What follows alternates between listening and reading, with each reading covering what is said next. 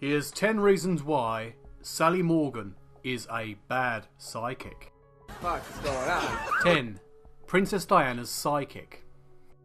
Sally Morgan did several readings for Princess Diana, and several others for her sister, and so has become known as Princess Diana's psychic. She's used that relationship, which was very limited, to bolster her career. She's even claimed that she predicted a number of the conditions in her life, including the way in which she died.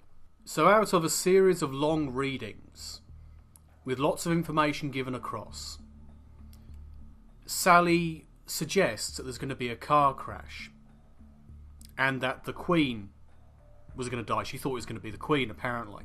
So allegedly, these readings, she mentioned on one occasion she saw a body being pulled from a black car, and she thought it might be the Queen, not Princess Diana. And of course, remembering that detail, or alleged detail, makes it seem to be mildly convincing. However, it only really fits, and is remembered to fit, because of people looking back to these readings that happened in the past. And was there good information given in what could have been hours of information? Considering Princess Diana had several readings, if they were only half an hour readings, and the best information was a few vagaries about a crash and a death, which have then been put together since actual events happened, is that really evidential? What the fuck is going on? 9. Censorship. Many of the critics of Sally Morgan have been threatened with lawsuits, and even people uploading videos where they point out a few basic facts end up with their video being taken down by an organisation called Web Sheriff. In effect, Sally Morgan was censoring the web from critique. Some blogs were shut down, some websites affected, and YouTube videos, simply pointing out where she did indeed use an earpiece, were basically taken down. Naturally, people like myself counterclaimed and didn't end up being sued. Why was that? Surely if Web Sheriff, and indeed Sally Morgan working through them, had an actual case against my work and the work of others, we would have been in court and sued for every single penny if they had a case. The fact they had no case, and the footage used was covered by fair use, shows that they were simply using censorship as a tool. What the fuck? 8. Psychic investigator. In the past, Sally Morgan has claimed to work with police on investigations. She even claimed it on her website up until 5 years ago, when she removed it and never mentioned it again. This kind of tactic is quite common, where a person boasts their abilities or alleged abilities and activities, make out they're more than they actually are, and when they get caught out they simply remove the information from their website and hope that no one notices that they're covering their backside. Oh my god. 7. Talking to the living. In 2014, at a theatre in Middlesbrough, Sally Morgan was doing one of her favourite acts, doing readings on photos. The idea is that you take a photo along of a deceased relative, and she attempts to create a connection to that relative. However, on this occasion, a woman handed in a photo of herself, perhaps not understanding the premise that you're meant to hand in a photo of a deceased relative. So Sally Morgan did a reading as if she was communicating with a person in the afterlife. Then the woman told her it was actually a picture of herself, not of a deceased relative. Due to this mistake, the event was largely disrupted by laughter and confusion. One pathetic loser. 6. Unhappy fans. There are numerous people who've gone to go and see Sally Morgan and not been impressed. They've not seen a quality of work that truly exhibits a psychic or spiritual ability of any kind. According to some people, she's simply not very good, doesn't offer good readings, or seems to offer a lot of random information. The kind of fans who've said this have ranged from people who like TV shows about psychics, to more matured spiritualists. Uh-oh, retard alert! 5. Photos.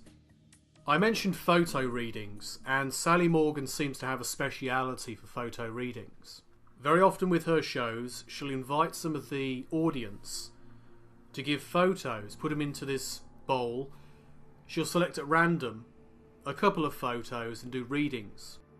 So on one well-known occasion, she picked out a photo and started talking about a man, thinking the photo showed a man, when in fact it was an old woman.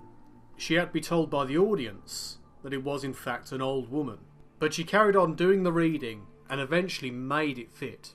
So she changed a few things, including changing the name Bernard, which she got when she thought the photo was of a man, to Barn, because apparently the women she was reading for had stables. And she said, does she get stuff confused, or did she get stuff confused? And they said yes, so they accepted Barn, even though Barn was not applicable, and originally it was Bernard. And to fix the idea of it being a man, that she made a mistake initially, she said, after looking at the picture some more, close up, that she wanted to shave her, because the old woman had a stubbly face. How do you get a stubbly face like that? Because of shaving. She probably had a hairy face due to medication, or simply due to her chemical balances in old age. And so she said that was why she thought it was a man. Of course! 4. Faker stress. Sally Morgan claimed that she was suicidal due to the incredible stress of being called a faker.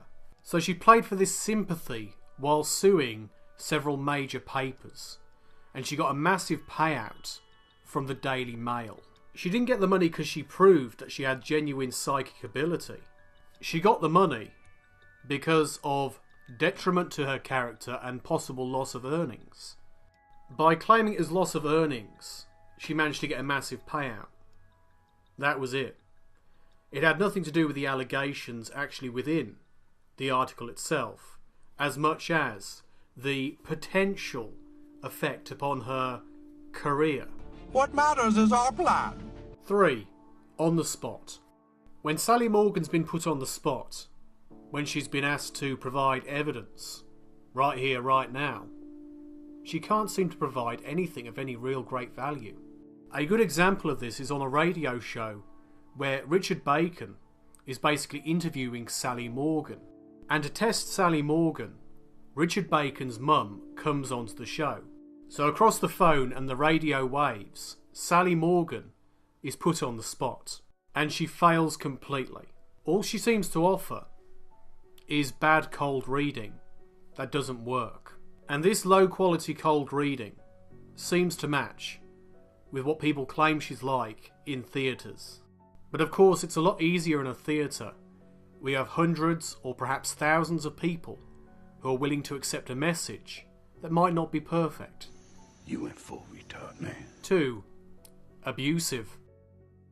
Outside of a venue, on a public street, a skeptic was handing out leaflets pointing out how cold reading can work. He spoke to Sally Morgan's husband and son-in-law, and they were highly threatening, abusive, they were homophobic, even racist at one point. They threatened to beat him up, they threatened to call the police, they threatened to sue him, they claimed they had all of his information, and because it was filmed, Sally Morgan was forced to actually fire her husband and son-in-law as her personal staff.